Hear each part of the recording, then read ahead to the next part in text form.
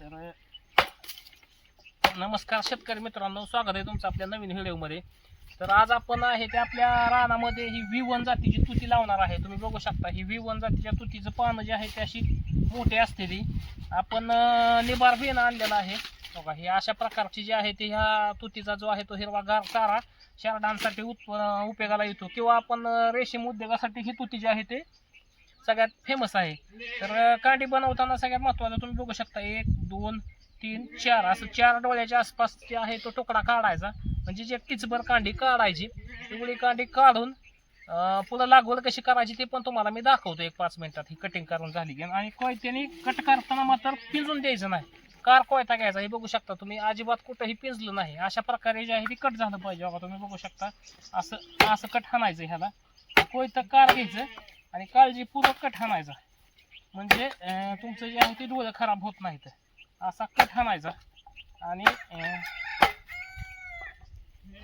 बियाणं तयार करायचं.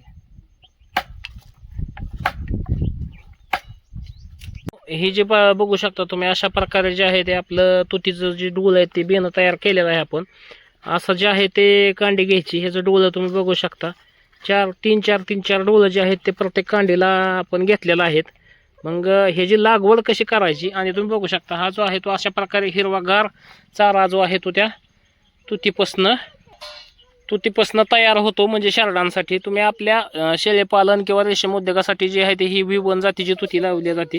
पण आपण बघू शकता बियाणं असं निबार काढीतलं आणलेलं आहे आणतानाच. आणि लागवड कशी करायची हे पण तुम्हाला मी पुढे दाखवतो 1-2 मिनिटात. मित्रांनो, लागण करायची असली का तुम्हाला आधी, तर असं जे आहे ते 4 फुटाचा 4.5 फुटाचा बेड सोडायचा. तुम्ही बघू शकता इथं एक बेड आणि इथं एक बेड सोडलेला आहे. आणि ड्रिपने आधी रान ओलं करून घ्यायचं, भिजवून घ्यायचं, आणि मग अशी प्रत्येक ड्रिपरच्या नेट्यात एक कांडी लावायची. तुम्ही बघू शकता हो अशी.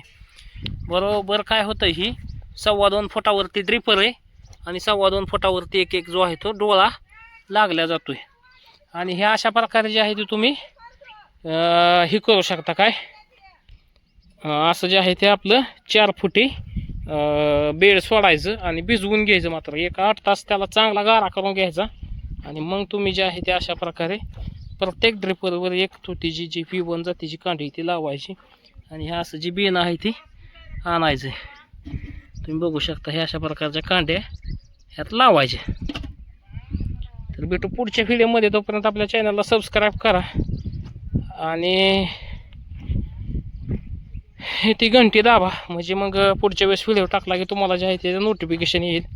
आणि बाकी काय नाही, जास्त टेन्शन घ्यायचं नाही. प्रत्येक ड्रिपरवर एक लावायची अशी हवा. ड्रिपरच्या नेट्यात एक लावायची, ऑटोमॅटिक फुटून येते कांडी, काय अडचण येत नाही. तर भेटू पुढच्या व्हिडिओमध्ये.